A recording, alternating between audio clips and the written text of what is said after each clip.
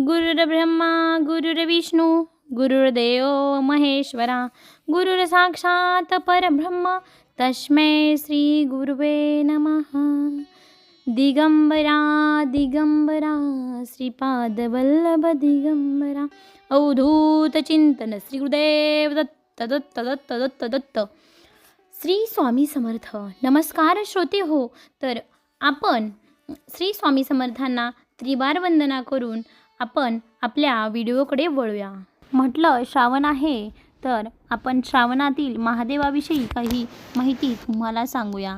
तर महादेव हे लवकर प्रसन्न होणारे देव आहेत। तुम्ही कधीही महादेवाची पूजा करू शकता, परंतु सोमवार हा त्यांच्या पूजेसाठी सर्वोत्तम दिवस मानला जातो।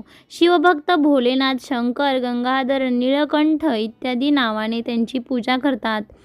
शिवाची साधना अत्यंत सोपी आहे। आपण फक्त भरपूर पाण्याने अर्घ्य अर्पण करून शिवाची जी पूजा आहे करू शकता। शिवपूजेसाठी वेगवेगळ्या प्रकारच्या विधींची गरज नाही।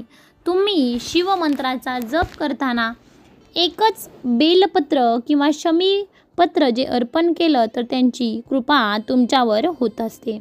भगवान शंकराच्या उपासनेचे फायदे। भगवान शंकरांची साधना सर्व प्रकारची दुःख दूर करते आणि जीवनाच्या प्रत्येक क्षेत्रात माणसाला यश मिळवून देते। शिवभक्ती कधीही पराभूत होत नाही। भगवान शंकरांच्या उपासनेमुळे भक्ताला कोणत्याही प्रकारच्या आजार दुःख होत नाहीत। शिवभक्त बाबा भोलेनाथांच्या कृपेने नेहमीच रोगमुक्त राहतात, कारण ते स्वतः वैद्यनाथ आहेत। भगवान शिव हे एक शक्तिस्थान आहे, म्हणून त्यांची उपासना केल्याने शरीरातील आश्चर्यकारक ऊर्जा, शक्ती आणि धैर्याची भावना येते। शिवपूजा केल्याने साधकाची आत्मशक्ती वाढते। बघा, भगवान शिव मृत्युंजयी आहेत। अशा परिस्थितीमध्ये जेव्हा आपण भगवान मृत्युंजयांची साधना उपासना करतो, तेव्हा आपल्याला आपल्या मृत्यूची देखील भीती वाटत नाही। शिवभक्त कधीच अकाली मृत्यू प्राप्त करत नाहीत। ते नेहमी विविध प्रकारच्या रोगापासून मुक्त असतात। भगवान शिव हे गृहस्थ जीवनाचे आदर्श आहेत, जो अनासक्त असूनही पूर्ण गृहस्थ आहेत। भगवान शिवाची उपासना केल्याने घरगुती जीवनातील जी सुसंगता येते, भांडणं होत नाहीत आणि घरगुती जीवन नेहमी आनंदी राहते। त्यामुळे भगवान शिव हे कुबेरांचे अधिपती आहेत। अशा स्थितीत शिवपूजेने लक्ष्मीची कृपाही तुमच्यावर मिळते। शिवभक्ती जीवनात कधीही आर्थिक समस्येला सामोरे जात नाहीत। बघा, भगवान शिव सौभाग्यदायक आहेत।